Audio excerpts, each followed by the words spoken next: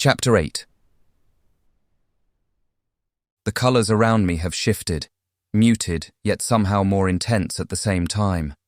I can see spectrums I never knew existed, pulsing through Blackwood's walls like blood through veins. The decay and rot that defined this place melts away before my eyes, revealing polished wood and pristine wallpaper. It's like seeing the manor as it once was, in all its twisted glory. My body lies at my feet like discarded clothing, already starting to fade into nothingness. Just another piece of the house's collection now. When I reach for a candlestick, my hand passes through it like smoke. But if I focus, really concentrate, I can make contact, brush my fingers against solid objects, even move them. Dad explained this to me once, how spirits interact with our world. The other ghosts are clearer now, their faces sharp with histories of pain and betrayal. A butler from the 1800s adjusts his bow tie with mechanical precision. Maids stood in uniforms, their faces hollow with remembered terror. A gardener clutches pruning shears. Alex's previous staff, I realise, his collection of souls trapped in this beautiful prison. I can feel the house itself now, its malevolence, its hunger for more souls.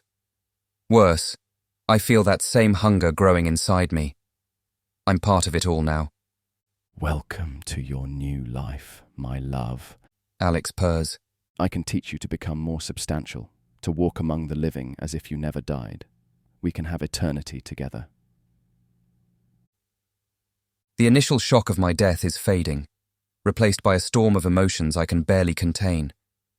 The rational part of my brain, the part that spent years explaining away supernatural phenomena with loose pipes and settling foundations, is screaming at the violation, the betrayal, the sheer fucking injustice of it all. Rage burns through whatever passes for my spirit now. "You murdered me!" I spit out, my voice echoing strangely in this new form. "Trapped me here like all the others. Was this your plan all along? Seduce the ghost hunter, add another soul to your collection?" My fury seems to amuse him. His green eyes sparkle with that familiar, dangerous light as he reaches for me. I chose you, Jake. Out of all the investigators who've come here, you were the only one who truly understood, who embraced me, even as you denied it. The worst part is, he's not entirely wrong. But that doesn't mean I'm going to spend eternity as his undead trophy husband. Yet, disturbingly, another part of me is drawn to Alex more strongly than ever. The ghostly bond has a dark energy that I find both repulsive and intoxicating. When he reaches for me, I feel a surge of desire that disgusts and thrills me in equal measure. It's the house, I tell myself, trying to resist the pull. It's twisting my feelings, making me think I love him. But even as I think this, I find myself leaning into his embrace. Funny how death doesn't kill desire. If anything, it makes it stronger, more primal. Maybe that's what real ghosts have been trying to tell us all along. Shh, Alex murmurs, his cold lips brushing against my equally cold neck. You're home now, where you belong. The house told me everything about you the moment you crossed my threshold. You have no friends or family. Your only lover couldn't keep his hands off of you in a bad way. Why fight when there is nothing to fight for? His words should repulse me, but they sink into whatever passes for my soul now, like honey-coated razor blades. Around us, the other spirits shuffle off like well-trained servants, returning to their eternal duties. The sound of their movements echoes through the house, doors opening and closing in an endless cycle. Just another day in the world's most fucked up household. I want to hate him. Should hate him. But death has a way of changing your perspective on things. And now, trapped in this twilight existence between worlds, I'm starting to understand why Dad never could explain exactly what it was like on the other side. Some things you just have to die to appreciate. I wanted to free these spirits, not feed on them. Alex just strokes my cheek with those icy fingers of his. Even as a ghost, his touch sends electricity through whatever passes for my form now. It will be fine, my love. He purrs. I will make you happy here. I can feel his growing obsession with me radiating like a fever. The worst part is, he's not entirely wrong about some things. I never had any real friends, just a moody ex-boyfriend who couldn't handle my obsession with death. I've done nothing with my life except chase after my past gift, trying to recapture what I had as a kid. Built nothing. Created nothing. What the hell do I even have to return to?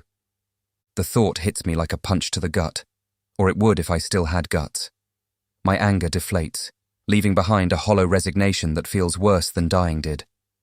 Alex's arms are still around me, holding me like I'm something precious, instead of just another soul he's collected. His presence is both comfort and curse, and I hate myself a little for not pulling away. See, he whispers. You belong here, with me, forever. The word forever echoes through the manor like a death knell, and I wonder if this is what giving up feels like. Through half-lidded eyes, I watch as Alex guides me down to the floor, his touch impossibly gentle for someone who just murdered me. The candlelight flickers across his perfect features, and I hate how my dead heart still skips at the sight. The occult circle beneath us pulses with dark energy, binding me here forever. Let me help you, Alex whispers, pulling me against his chest. His body radiates warmth while I'm cold as winter frost. The contrast makes me shiver, though I'm not sure spirits are supposed to feel temperature anymore. Funny way of helping. Strangling me to death, I mutter, but there's no real bite to my words. I'm too tired to fight, too lost in this new existence. His arms tighten around me, and God help me, I lean into his embrace. Death was necessary for our union, he says softly, stroking my hair. But the cold won't last forever. Let me show you.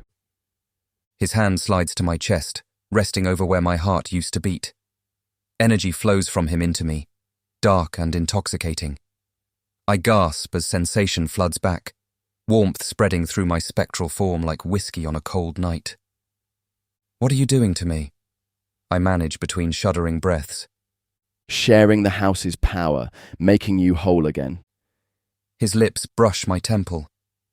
You'll be as solid as I am soon enough. I should resist, should rage against becoming like him. Instead, I surrender to his touch, to the dark gift he's giving me. Once you touch death, it never really lets you go. That's it, my love, Alex purrs. Let it in. Let me take care of you. And God help me, I do. Epilogue.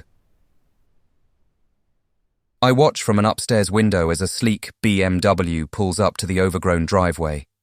The new investigator steps out, early 20s, fresh-faced and eager in his pressed khakis and polo shirt.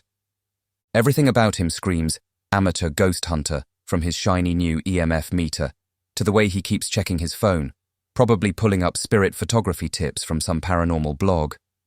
Dark curls fall across his forehead as he snaps pictures with an expensive camera, consulting a leather-bound notebook between shots.